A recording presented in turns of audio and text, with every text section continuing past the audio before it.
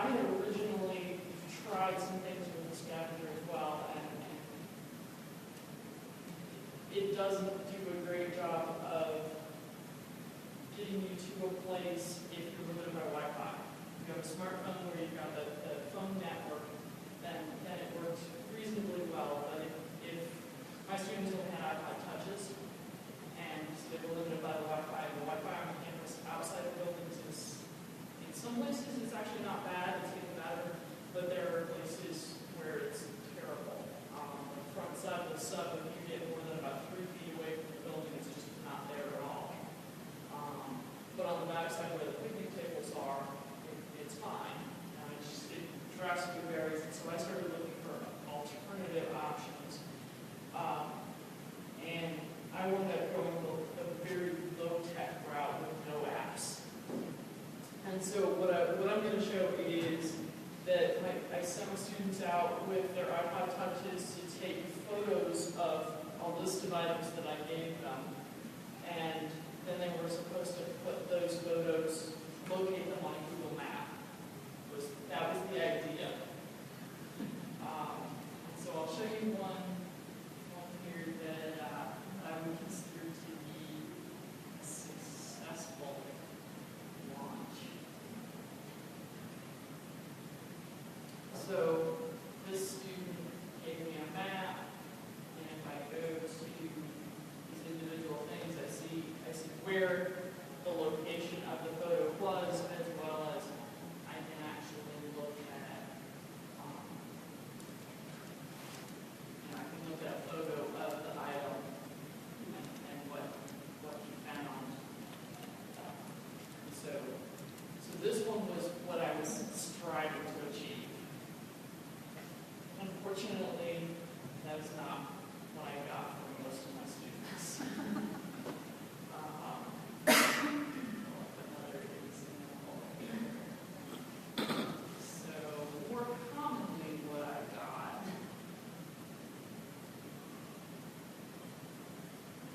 was where they make the map and share the map.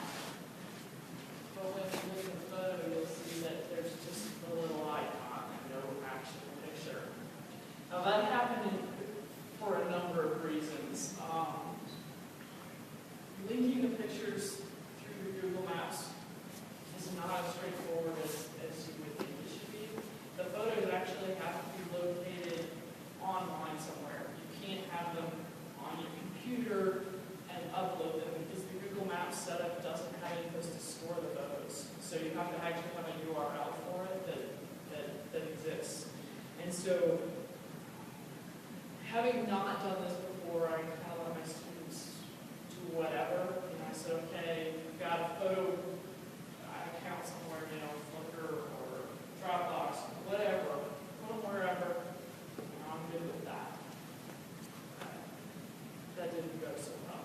Because as it turns out, what I didn't know, because I don't have any accounts with those things, is that in order to see those photos, not only do they have to share the location, but in many of those instances, I also have to have an account.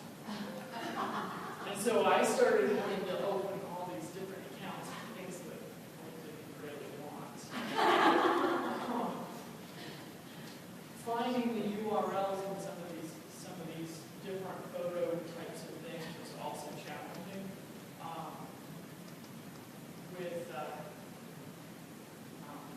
I tried having to do it just in Google Docs.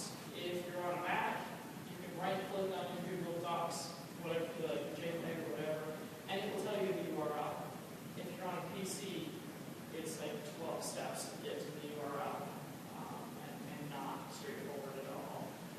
And most of my students are on PCs, so that was a major hurdle. This student did actually have their photos on Flickr, but the URLs didn't actually find the photos. And so this was a common thing that I had. And finally, what we wound up doing was just having them send me a separate email where I could see the photos where they actually had stored them. And it made a lot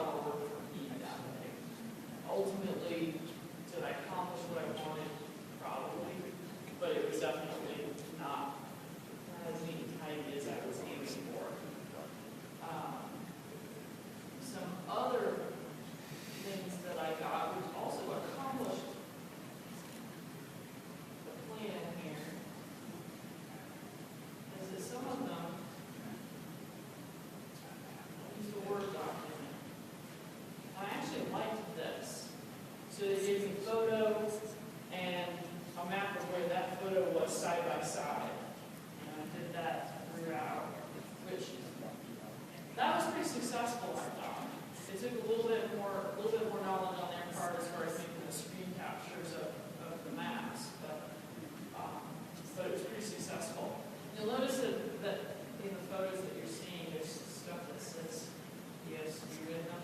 One of the requirements of the photos was that they had to have something in each photo that says ESU, and I told them it could be, the little stuffed animal Bronco, it could be their ID card, it could be, handwritten sign, which in this instance they use some of, because I wanted to make sure that they weren't just copying photos off the internet, and that was one way to make that not happen. I don't know that I would necessarily worry about doing that again, because even when they didn't have that included, it didn't really seem to be an issue. So I had that, and then I also, let's see, there was one other one I was showing you here. This one, this map was a little bit different in that he didn't even attempt to put the photos on here. He just put a list of here are the things that I found at this location, and then he used Dropbox to put all of his photos, but they were very nicely labeled, and it wasn't. That one was pretty straightforward for me to actually be able to read. I could see that he located everything. But my goal of having photo and map linked together was a bit lofty. How would you do that then? What's that? How would you have addressed that again? If I were to do things again, so some things that I think I would change if I were to do this again, which I think I probably will. I would be very specific on where they can put their photos, and it might require that they actually have to create an account that they don't currently have. I think I would be very specific in a better tutorial. I had found a tutorial on how to make a custom Google map, how to do the photos, but it seems that that only got me so far, and I think I would need to do a much better step by step on truly how to do it. I don't know if they just didn't watch the video, which is entirely possible. Maybe that needs to be a homework assignment that they have to watch it and answer a little quiz or something ahead of time. But trying to limit the number of accounts that I have. Some of them didn't share the map, and I had to send an email saying, okay, you gave me the URL for the map, but until you shared it, I can see it. Some of them shared it to not my faculty email address, but my student email address, and then I had to log into yet another account to do things. So I'd be very clear about what email address they were supposed to share things to. There were a few students that used totally different programs, and for the most part those were okay, but this is still the route that I think I would want them to go. As far as actually taking their photos and having it directly, with the geolocation that the photo has, being able to directly create the map.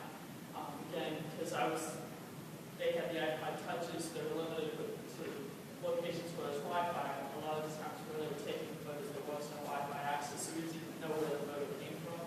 So they were manually creating these maps. I don't know that there's any fix for that, but definitely some things that could have been better. But all of these issues being said, they loved it.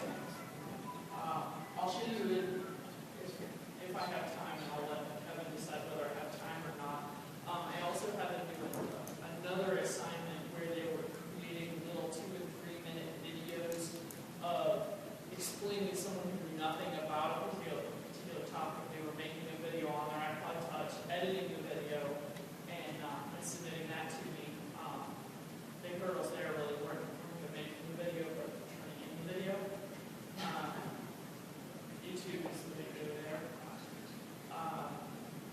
But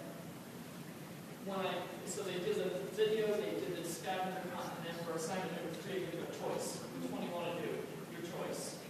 And of the 30 students that turned 17 in, 26 of them did a scavenger hunt again. And only 4 did the video again. Even though that's not what they would choose. They love the scavenger hunt. My tests are, it's 100 level class, it's building vocabulary for future courses. And they thought it helped with learning vocabulary for the class. So it was very successful there. It's just a case of my having that flexibility with really all I wanted was math, showing you where you took the pictures correctly labeled. And I want to be very flexible on how that end product actually turned out. But with the flexibility, I think it was a success. Just some things I would definitely change for next time. Yeah. Did you ever think about maybe using pen or manual? I had one student that turned in their assignment with that. I had looked at it.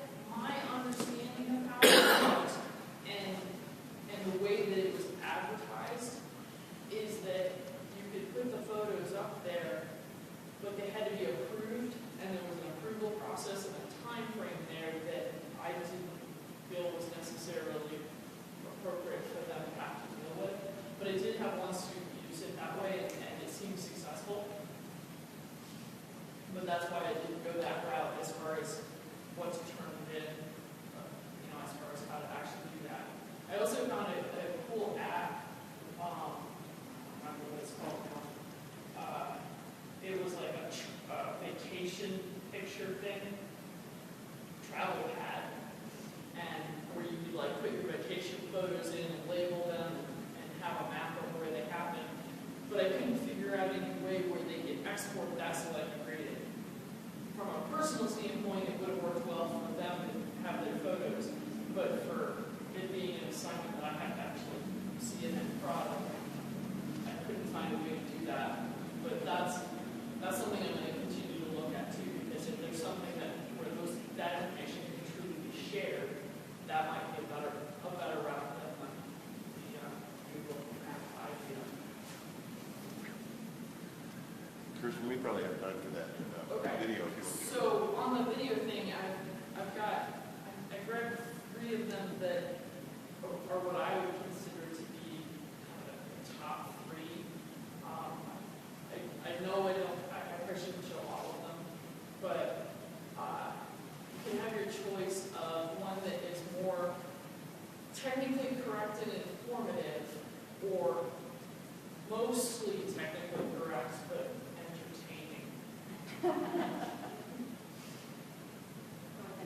entertaining. Entertaining is probably more fun. Get rid of the movies. Get rid of my email at the same time, which I did.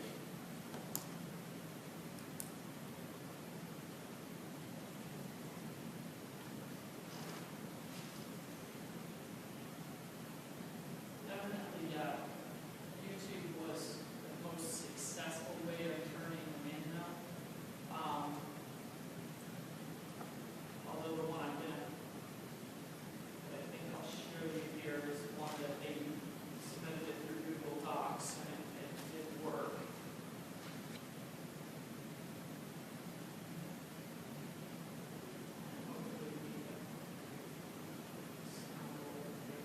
This was done entirely on an iPod Touch.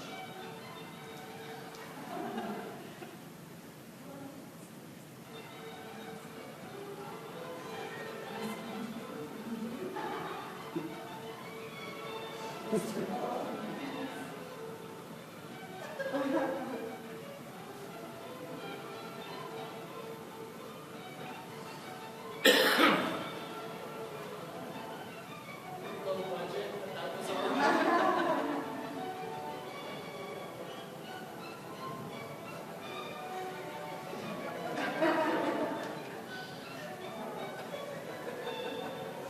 This person might be in one of the programs.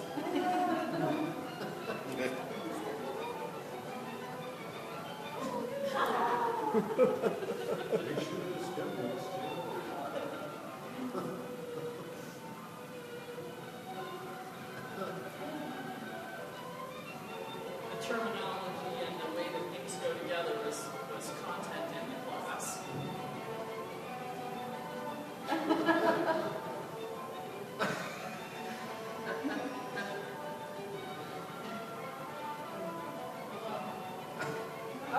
So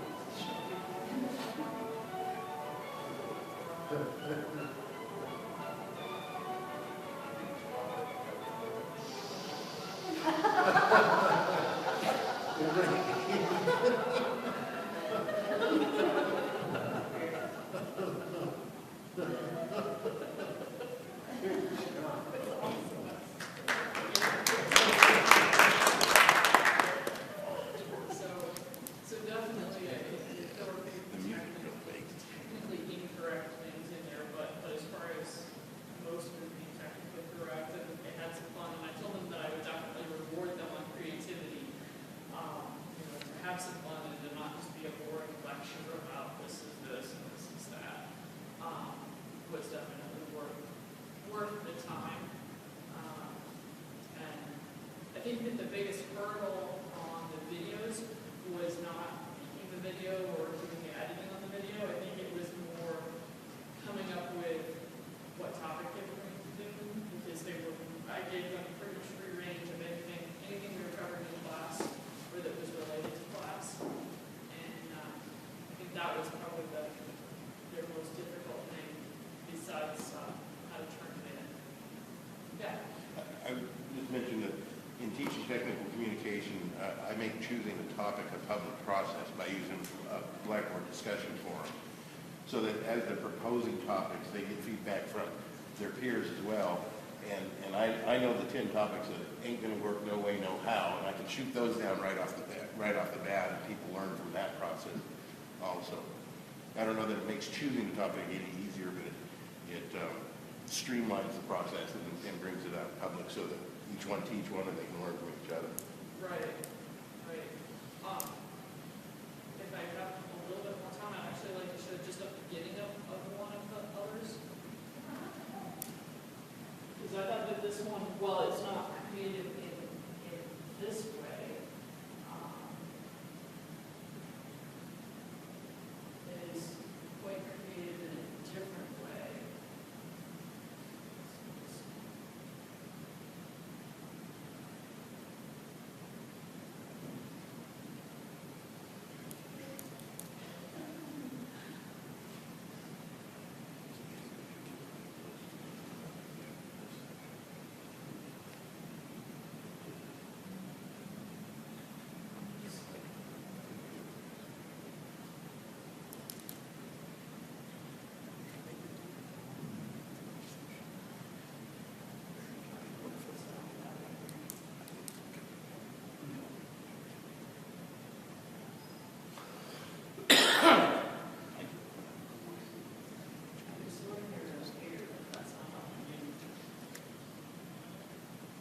I can sort of describe. So basically what these students are doing is an experiment. They're showing an experiment. We talked about how the grain of wood has different strengths depending on how it's oriented. And so they took their dining table and took the leaf out there and they're spanning pieces of wood and the 5-gallon bucket there and the weights. They're going to hang it from the wood to show how strong it is in the two different directions. And this one's quite long, so I won't show you how they're doing it. Their videography is less than stellar, but certainly they learned something. And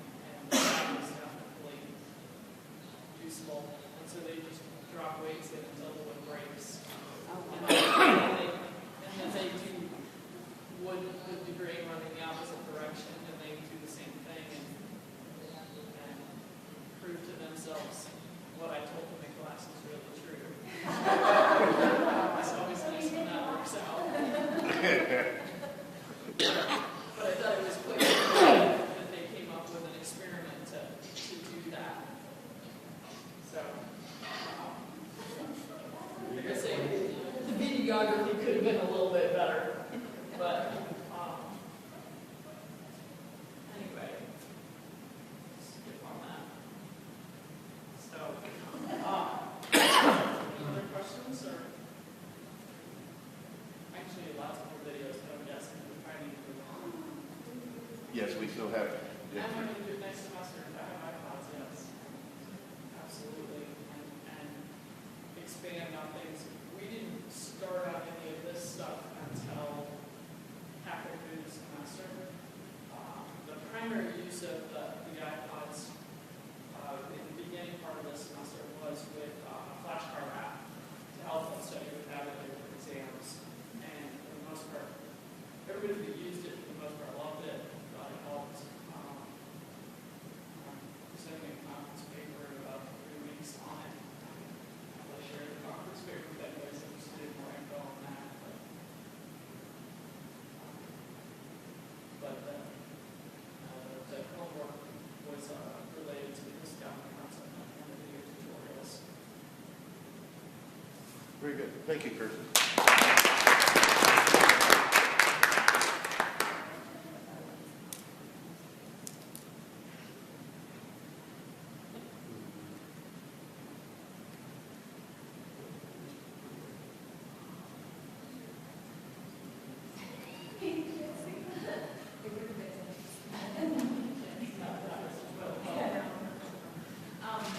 Okay, so I am Jennifer Snow. I'm just going to tell kind of my story. So I'm going to go through a case and kind of how we did things. I am in.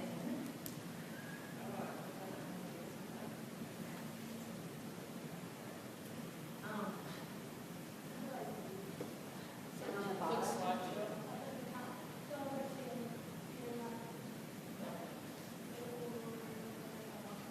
Or you can go all the way down to the bottom by the 39%.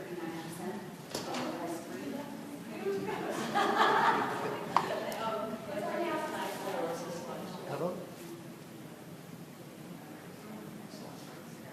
There you go.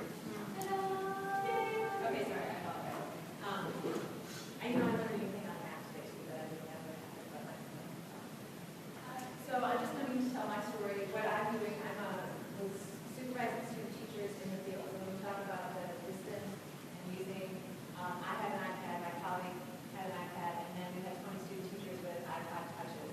And to build a little bit off of what Kristen said, we spent, in particular, we spent the first part of the semester really figuring out what we could do and how to do things. The student teachers, the main, practical issues that we had to do were, they had to do reflections. We're in 8 different buildings, there's a couple students here, a couple students there. My colleague and I are trying to get to all the schools, do our observations, and do a lot of reflection and things like that from our students. So we thought the whole technology would really help us with that, and it did. The student teachers also need to videotape themselves teaching, which I accomplished that hands down. They were so glad to do that, to go and work with each other, because otherwise we're like our own libraries, video cameras, walking around like that. So I actually was totally supported by us. So I'm going to tell my story and tell you what we did, stop and ask questions whenever you have them, and then I'll probably share a little bit about what some challenges that we had that could be largely me.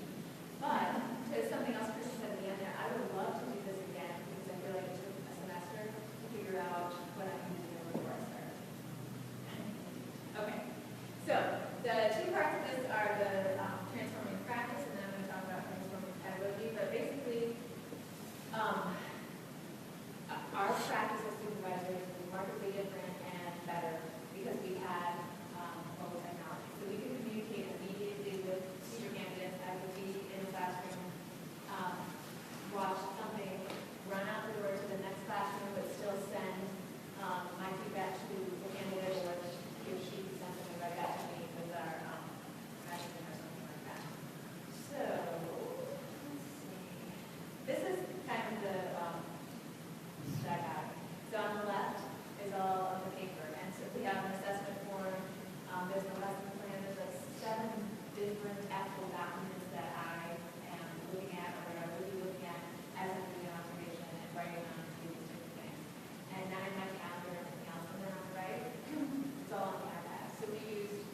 really quick office, I think, to kind of put everything in there, we just drop off a lot, obviously.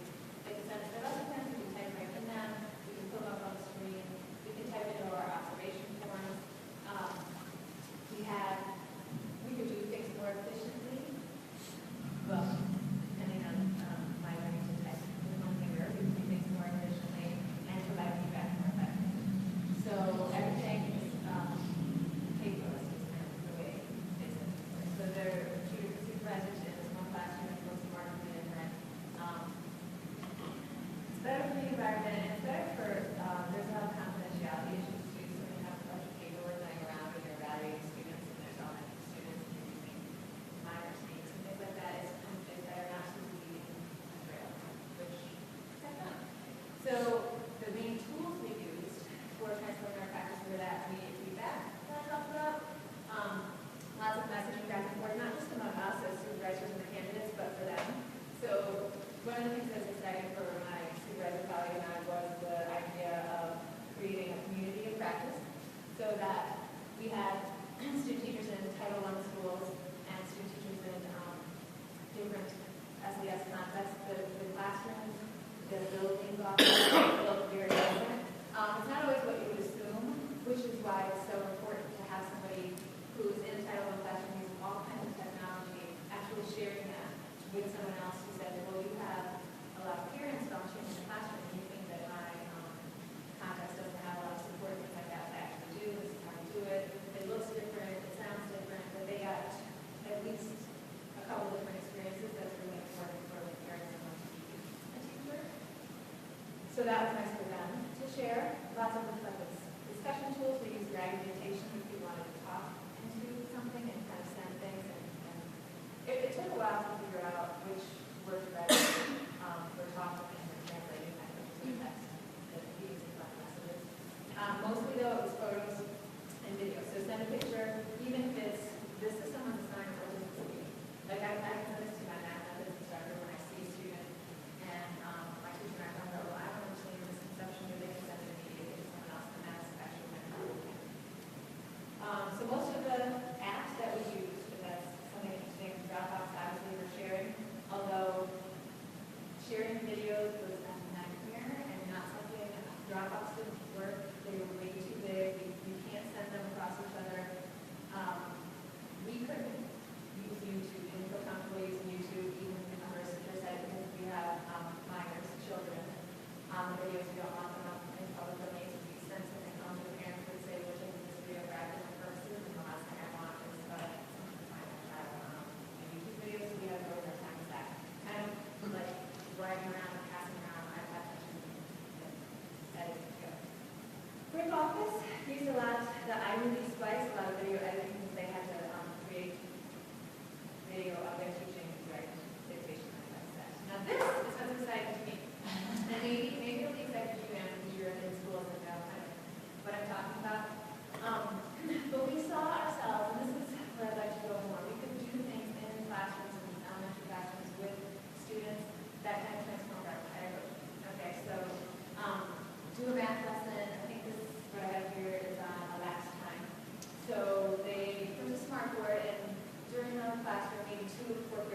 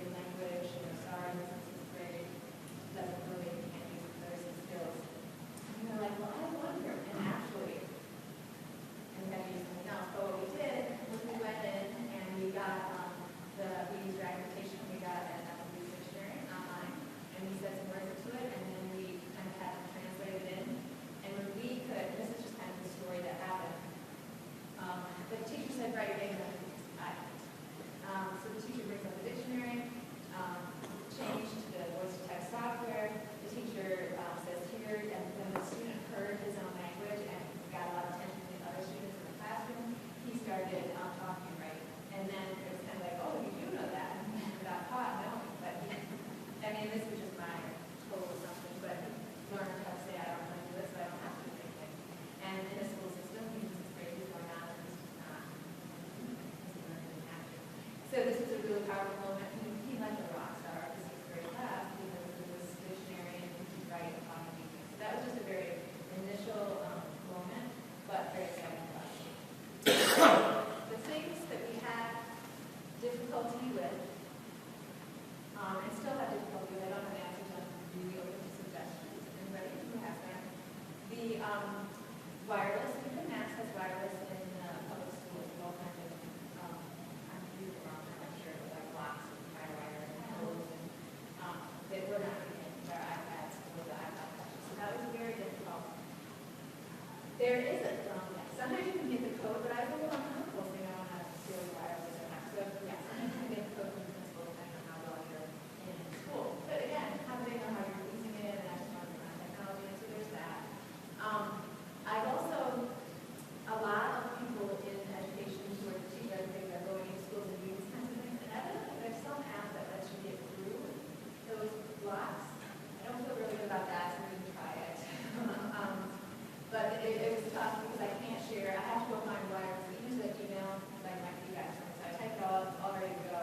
But until I stop at Starbucks or go home or get back to campus and get on wires, I couldn't. It wasn't as immediate as I would like it to be.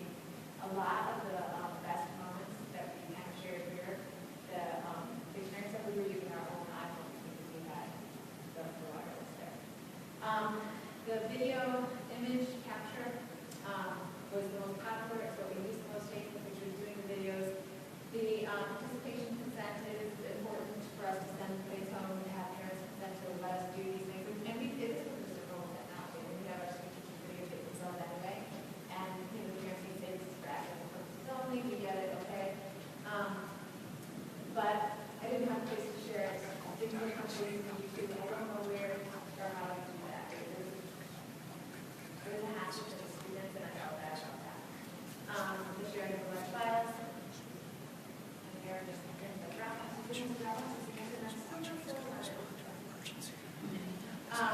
so our next step is really a little more into the apps, not just the apps about our practical use, like how we share things, but our apps about how we about them. Students are kind of their college and their students as well. Because there are so many free apps, and I think the smart board, a lot of classrooms that I want to say most of the schools that there's one smart board, they have access to wireless. There are so many apps that kids can use, even if they're or something like that, don't want to have that. There's a lot of exciting things that we can do. And that's what I have. Does anybody have advice for me or questions that I can answer?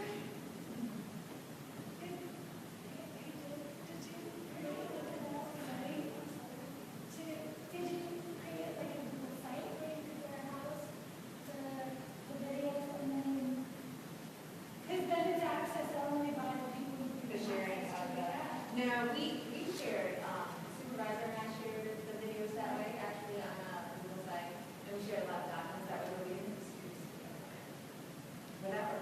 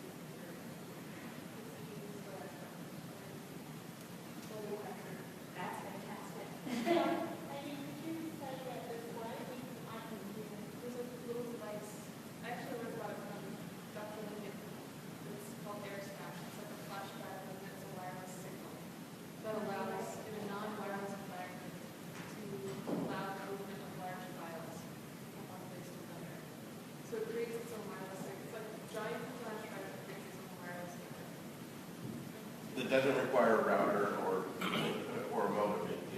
It is itself all of that. And we could do it in. So like in one meeting, So it's all. or like you could do it all meeting. Well, They're not cheap, they're about $150 or something like